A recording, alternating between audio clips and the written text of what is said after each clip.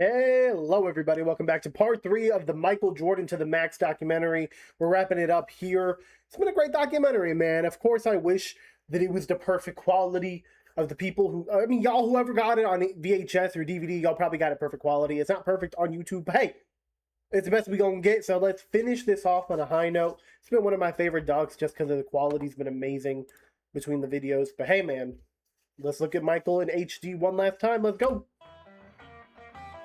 Let's win this champ. Before Game 5, the celebration had already... Oh my gosh. It's a giant inflatable bull. You know, man, we saw Blake Griffin jump over a car. This is way more impressive jumping over an inflatable bull. I want to see this at the next dunk contest.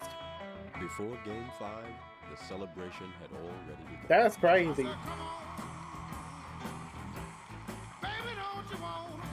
Woo! Okay. My gosh! Do they do this at all finals games? Jack Nicholson.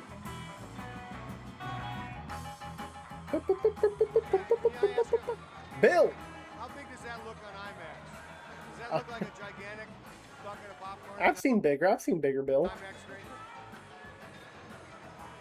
It's a whole mountain of it, folks. On IMAX. Come on, man. Put everything on the court. For the heart, we lay it on the basketball court. When we come out of the court, we all celebrating, and Joe's gonna be happy. Let's go, baby. There you go. Before there was anything to really celebrate, Karl Malone and the Jazz found an answer to every move the Bulls made. Karl Malone said, nah, you can beat us at home with the most iconic shot ever.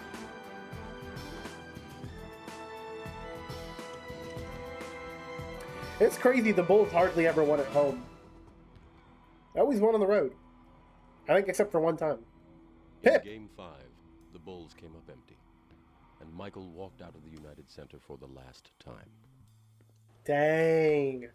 His last game as a Bull in the Bulls arena was a loss. I didn't realize that. That's sad. Back in Utah for practice the following day, the defeat was already forgotten. For here was another secret to the spell Michael had held over the rest of the league ever since his first championship. What spell? Even when the Bulls weren't superior physically, they had a philosophical edge. I think Phil had a lot to do with that, with his Zen practice, his whole emotional approach to a game of basketball. I've experienced a lot of different coaches, but he gave me the understanding about life in a whole different frame. Interesting. I think his teachings or the understanding of Zen Buddhism is how you view yourself to deal with the realities of life surrounding you and somehow be able to correlate that to a simple game as basketball. I wonder how much these Buddhist Zen talks actually had an impact on the team. This is something that we talked about a lot as a basketball team, is about how to be in the moment, being able to visualize what might happen in those Dang, times. Phil! Michael so embraced the Y'all see that hook shot? basketball team is about how to be in the moment, being able to visualize what might happen in those times. Even the player was impressed. Michael so embraced this, and I think that was the beauty of his game, is that he had all these abilities to adjust, not force his own predetermined idea, but allow those things to come together for his game. I tend to be calm, things tend to slow down. As I go into situations that people don't know the outcome, I've already experienced them in my mind, just playing tricks with myself. So it didn't seem new to me, and I wasn't afraid to fail with it. Once I began to understand that, I became a master of the game of basketball.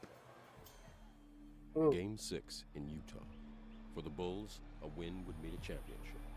For Michael, it would mean the cementing of his legacy. Michael versus Mormonism. It's a crazy final.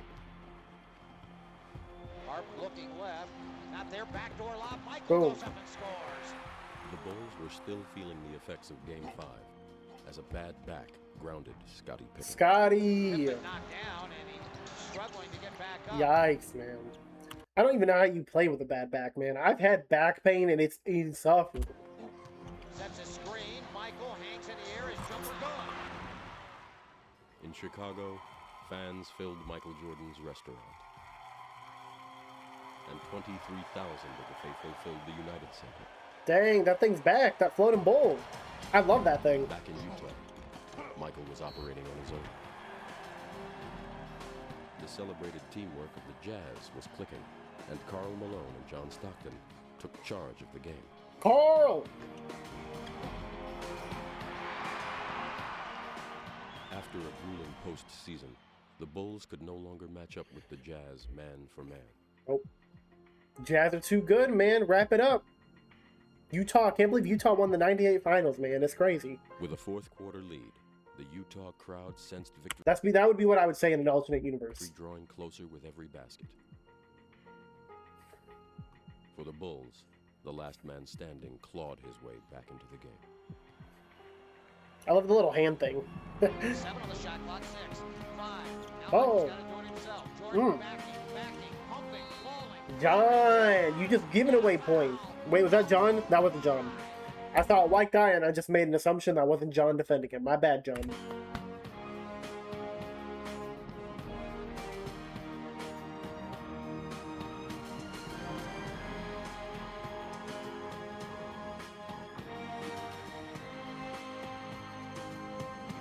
It's a good contest by that Hornacek. Outside, Michael firing, sticks another 3. There's John. John, what's that defense? You didn't even put a hand up. It probably wouldn't have mattered, but you at least could have put a hand up. It's the finals. He had played nearly every minute of the game and scored more than half of his team's points. Ridiculous. But late in the fourth quarter, Michael finally seemed worn out by his efforts and his shots faltered.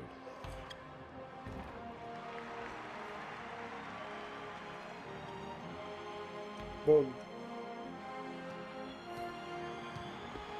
Hornacek running. Hornacek! Three, got it. Clutch! Finals MVP Hornacek. He couldn't deliver, though. Still, Michael kept coming. No way you kept make that shooting, shot. kept getting to the line. With all the kept the contact. Bulls in the game. While falling down. Did he make that? They're not showing it to me. Maybe he just got fouled. I don't know. I think he just got fouled.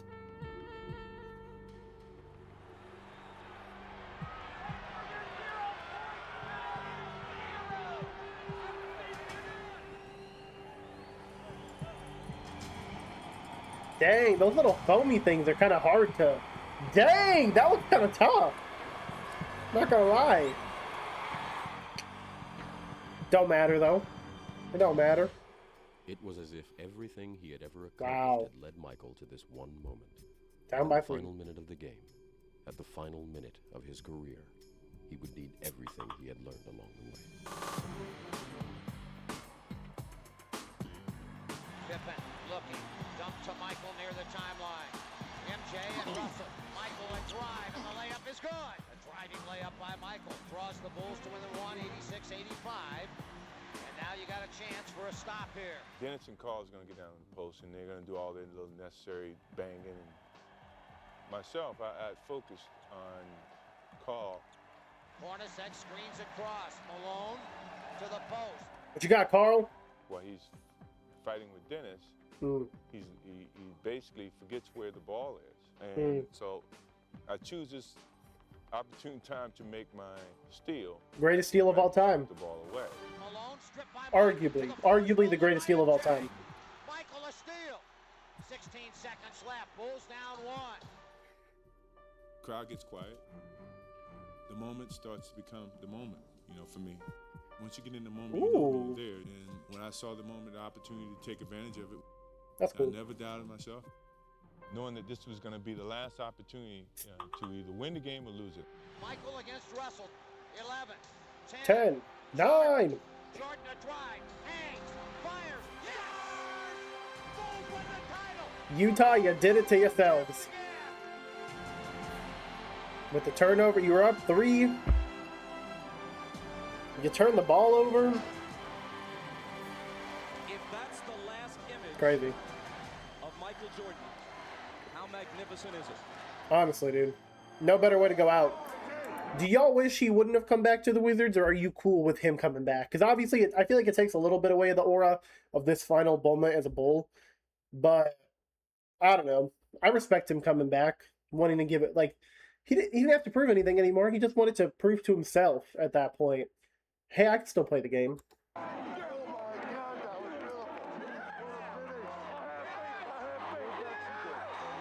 There's a cool shot up close of the celebration.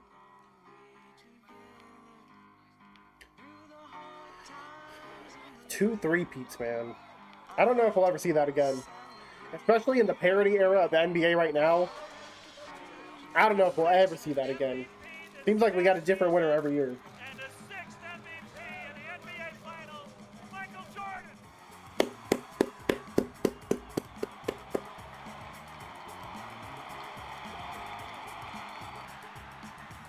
Michael Jordan's legacy is authenticity. If you removed all the hype, all the marketing, all the Showtime glitz, he would be as 100% genuine as anybody who ever played in a gym or an armory anywhere, anytime. There's never been a player that's had that ability that Michael Jordan's had in the kind of way he did it in this game of basketball. His legacy is a newborn child. 10 years from now, and the father says, I wish you could have seen Michael Jordan. The dignity and grace with which you conduct yourself off the court, those are important things, and I believe those are enduring things. You figure they've been, I don't know, 25,000 years. I don't know how you do the math of that, but that's like out of all the 50,000 top athletes since, you know, prehistoric time, brontosauruses and pterodactyls included. What? He's right there. He's right there with the brontosaurus and the pterodactyl? I don't know, man. They're on a whole nother level, in my opinion. 10 years from now, 20 years from now, what as far as athlete, I hear people saying, or I would want people to say, and it's simple, that if Michael Jordan was still playing the game of basketball, he would dominate. That's what people say. No matter what happens, in this business of basketball, if you didn't get paid a dime, you still would play the game of basketball somewhere. Yep. Man, I want to play at the beach. Somewhere there's a kid working. He won't skip any steps. He will learn from my example just as I've learned from others. Damn. Look at that black tie, man. Crowded up in there. Give me that cool, yeah. Give me that cool angle again. There will Ooh. be a player greater than me. There will be a player greater than me. There will be a player greater than you. Interesting.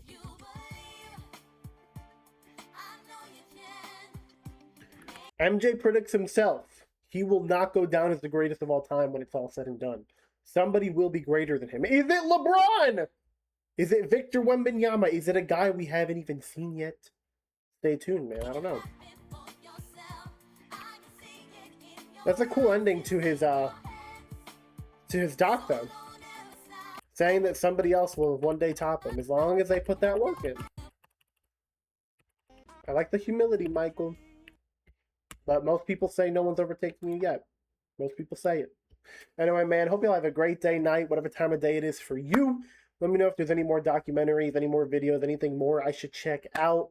Appreciate y'all who stick around with me, who watch the videos. It means the world. I'll catch you guys later. Doses!